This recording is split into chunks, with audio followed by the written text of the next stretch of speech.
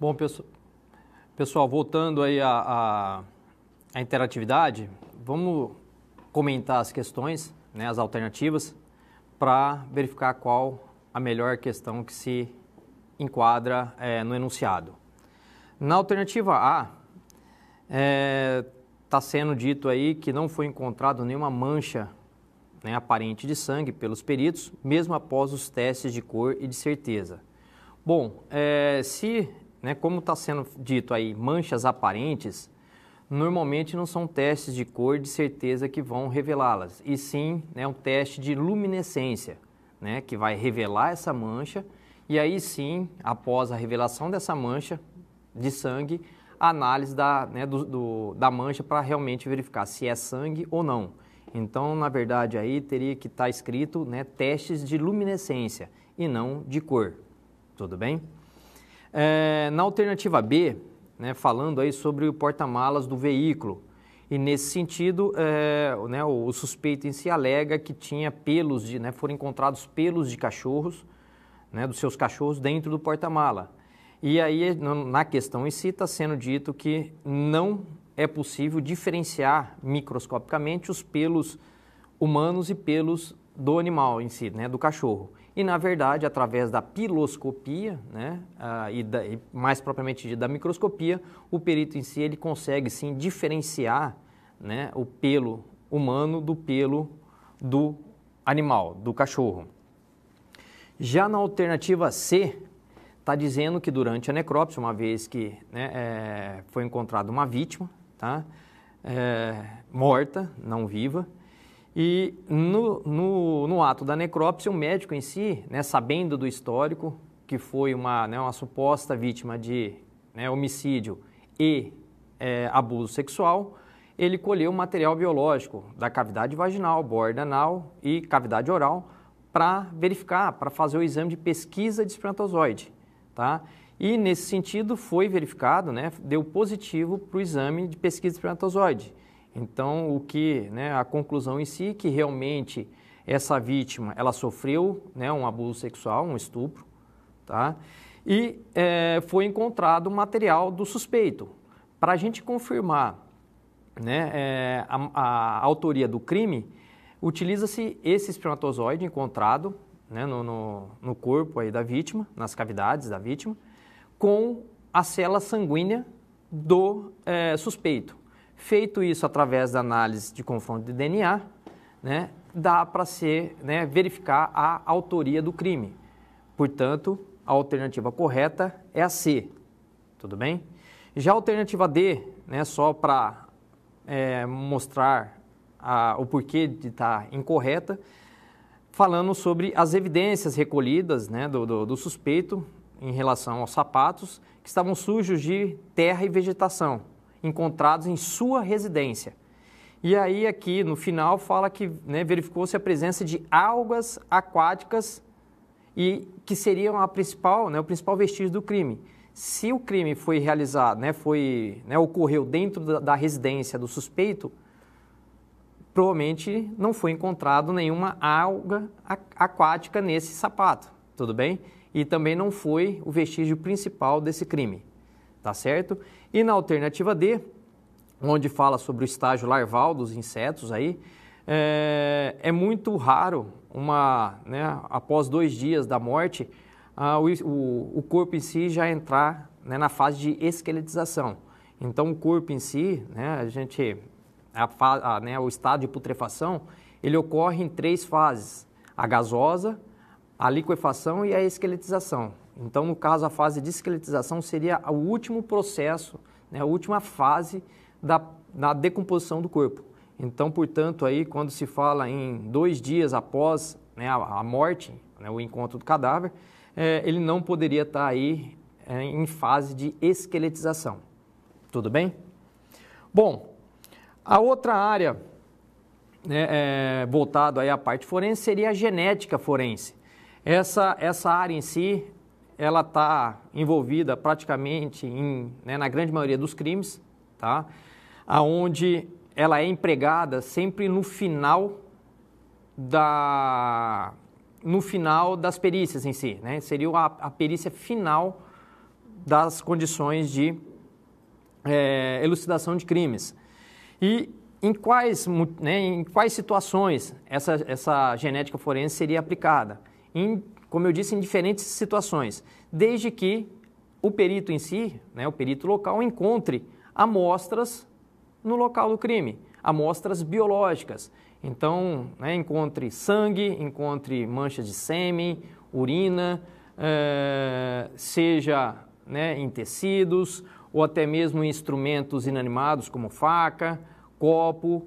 Então, em todos esses materiais, esses vestígios propriamente dito encontrados no local de crime e que tenha material biológico, sangue, sêmen, urina, cabelos, pelos, enfim, tudo isso vai facilitar e direcionar até o final da perícia para a parte genética, ou seja, para o exame de DNA.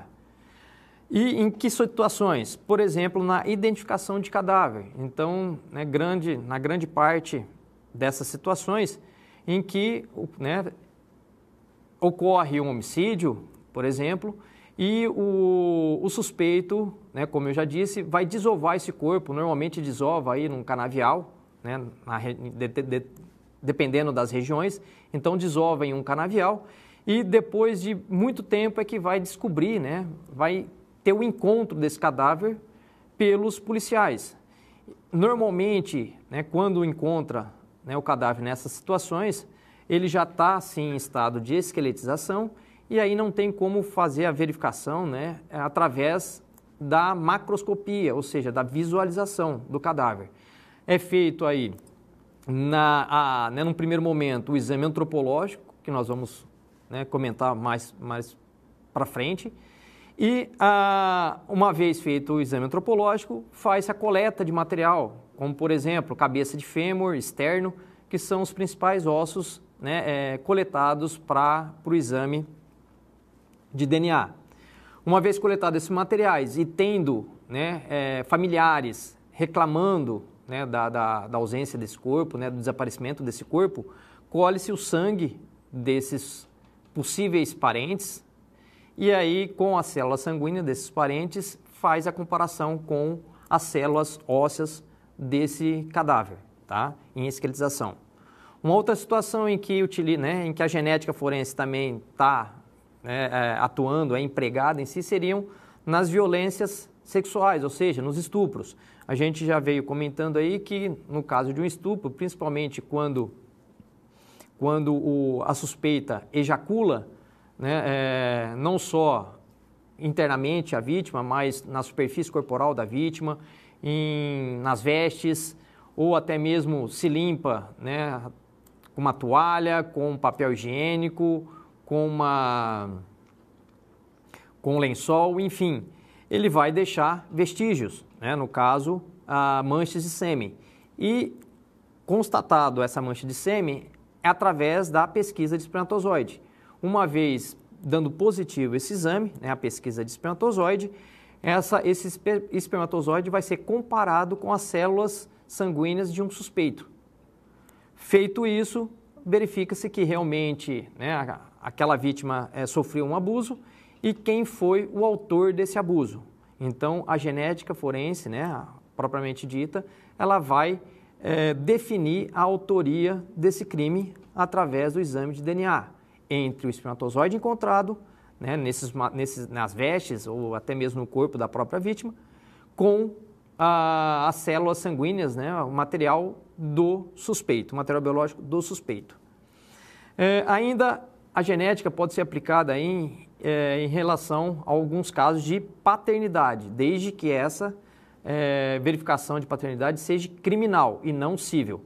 Então, nos casos cíveis, o material em si, esse exame em si é feito por outra instituição e não pela polícia científica, Então, deve ser feito a análise só em casos criminais. E como seriam esses casos criminais de verificação de paternidade? Justamente em um abuso sexual. Pode ser, nós conhecemos aí vários casos em que crianças, 12, 13, 14 anos, são estupradas por conhecidos, vizinhos, padrastos, enfim, várias pessoas próximas e que, com medo, né, da repressão, elas se mantêm em silêncio e quando vai observar ao longo do tempo, ela aparece grávida. Nesse sentido, né, a mãe normalmente leva até um hospital para verificar essa gestação e a grande maioria é encaminhado para a polícia, né, para fazer o boletim e para realização do exame de corpo de delito pelo médico legista. Então, nesse caso, espera, né, a gestação, o fim da gestação, e quando, né, nasce a criança, é coletado material tanto da vítima, como da criança, quanto do suspeito do ato sexual. E aí verifica-se se houve ou não, né, o abuso sexual, e é lógico, né, dando positivo aí, né, confirmando a paternidade, mostra-se que o suspeito vira o autor do crime, tá? E é lógico, né, outras situações em que, né, eu já comentei, em que a genética forense ela é usada em grande parte aí dos fatos criminosos. Tudo bem? Bom, para fechar esse módulo de genética forense, né, eu elaborei aí uma questão para interatividade, em que o enunciado é o seguinte: após a denúncia de um crime sexual, estupro, de uma adolescente de 15 anos pelo padrasto, durante vários anos, o médico legista realizou o exame de corpo de delito, conjunção carnal, na vítima e observou que a mesma encontrava-se grávida. Quando a criança nasceu, foram colhidos para o exame genético forense, ou seja, o exame de DNA, materiais biológicos da criança, da vítima de estupro e do padrasto, e verificados os seguintes marcadores da tabela abaixo. Então, aqui você tem aí os marcadores analisados, o que o suposto pai, né, em relação a esses marcadores, apresenta, o que o filho apresenta e o que a mãe apresenta. Então, em relação aí aos marcadores da tabela analisados, né, o que indica? Se você observar aí a tabela, o filho em si, ele apresenta uma característica aí, né, um marcador 12, que teria vindo do pai, e um marcador 14, que teria vindo da mãe. Já o outro marcador, né, o filho em si recebeu o marcador 29 da mãe e 30 do suposto pai. No outro marcador, né, a localização, né, o filho recebeu da mãe a posição 7 e do pai a 10. No quarto marcador, né, o filho recebeu o 8, tanto da mãe como do pai. E no último marcador, o filho recebeu do pai 13 e da mãe 13. Em relação às alternativas, né, analisando esses marcadores. Alternativa A, o padrasto não é o pai biológico da criança. Alternativa B, a criança não é fruto do suposto estupro. Alternativa C, a criança não é filha da vítima de estupro. Alternativa D, a criança é filha da vítima, porém não do suspeito. E a alternativa E, a criança é filha do averiguado, sendo confirmado o crime de estupro.